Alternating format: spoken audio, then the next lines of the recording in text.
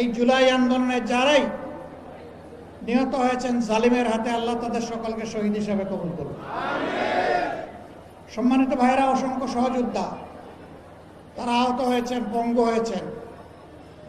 আজকে তাদের দাবির জন্য যেদিন জুলাই সনদে স্বাক্ষর হবে সেই দিনটি পর্যন্ত তাদেরকে রাস্তায় নামতে হচ্ছে।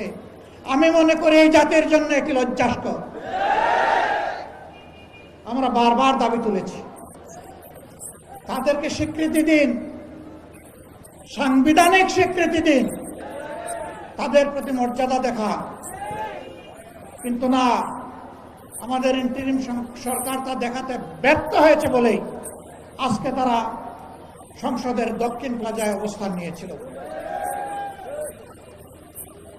আমরা শুনেছি এখন সরকার এই বিষয়টা গুরুত্ব সহকারে নিয়েছেন, কিন্তু এর মাঝে কিছু অসুন্দর কাজ হয়েছে কিনা আমি নিশ্চিত না।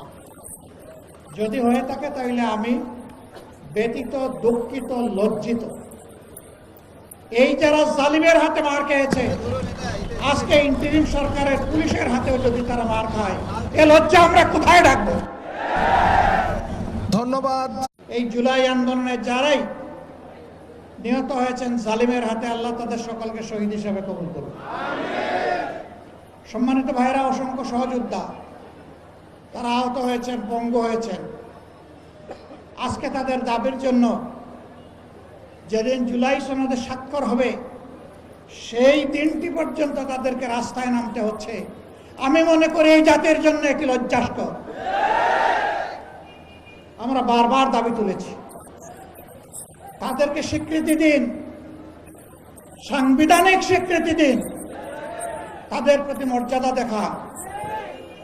কিন্তু না, আমাদের ইন্টারিম সরকার তা দেখাতে ব্যর্থ হয়েছে বলেই আজকে তারা সংসদের দক্ষিণ প্লাজায় অবস্থান নিয়েছিল।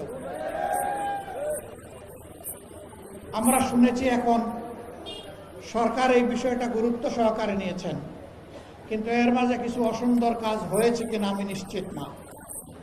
যদি হয়ে থাকে তাহলে আমি ব্যথিত, দুঃখিত, লজ্জিত।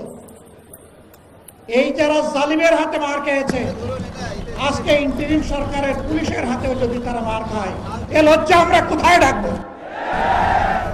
ধন্যবাদ।